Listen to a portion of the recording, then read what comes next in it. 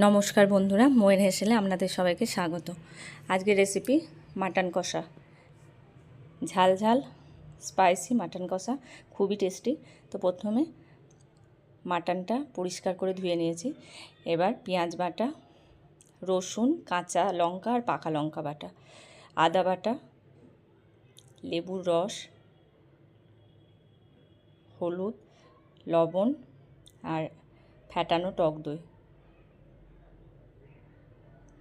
ধনে গুঁড়ো, জিরে গুঁড়ো। এবার সব শুদ্ধ মেখে নেব, বেশ সুন্দর করে মাখবো। এটাকে আমি 2 ঘন্টা মতো ম্যারিনেট করে রেখেছি। যদি হাতে সময় না থাকে 8 ঘন্টা অবশ্যই রাখবেন। যত বেশি ম্যারিনেট করে রাখবেন এই রান্নাটাতে খেতে তত টেস্ট হবে।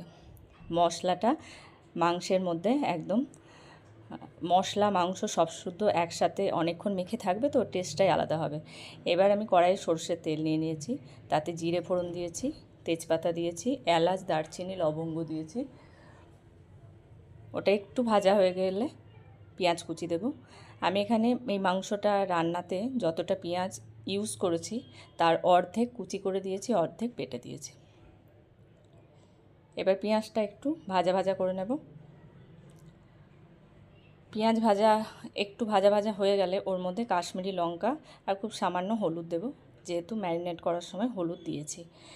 এই তেলের মধ্যে হলুদ আর কাশ্মীরি লঙ্কাটা দেওয়ার জন্য কালারটা খুব সুন্দর আসবে। এরকমভাবে করে দেখবেন, দুর্দান্ত কালার হবে। আর যে কোনো রান্না দেখতে যদি খুব ভালো হয়, সেটা খেতেও ইচ্ছে করে, খাওয়াটার আগ্রহও বাড়ে। এবার ম্যারিনেট করা মাংসটা দিয়ে দেব তেল আর পেঁয়াজের মধ্যে।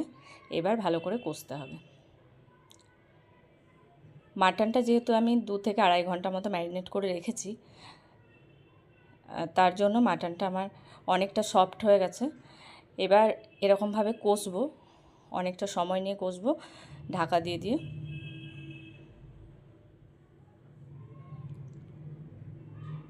কষতে কষতে প্রায় সিদ্ধ হয়ে যাবে। এবার ঢাকা দেব। ঢাকা খুলে নেড়ে দিতে হবে যাতে তলায় ধরে না যায়। এরকমভাবে ঢাকা দিয়ে আবার ঢাকাটা খুলে তলায় নেড়ে দেব যাতে ধরে না যায়। এরকমভাবে আমি বেশ কয়েকবার করব।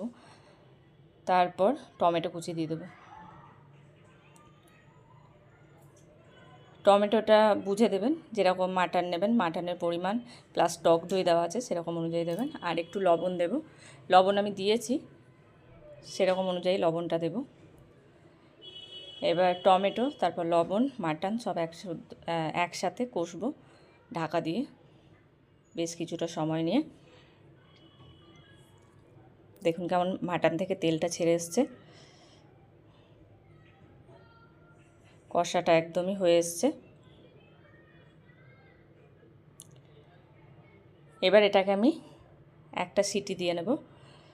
সিটি দিয়ে দেখুন, সিটি দিয়ে দিয়েছি, খুব সামান্য জল দিয়ে সিটি দিয়ে কড়াইয়ের মধ্যে ঢেলে নিয়েছি। ওটা আমি ভিডিও করতে ভুলে গেছি। তো মাটনে দেখুন সিদ্ধ হয়ে গেছে, এরকম গ্রেভি রেখেছি। এটা ভাতের সাথেও ভালো লাগবে, বা পরোটা বা লুচি বা পোলাও যে কোনো কিছুর সাথে ভালো লাগবে। অবশ্যই বানিয়ে দেখবেন, খুব ভালো লাগবে, দুর্দান্ত টেস্ট।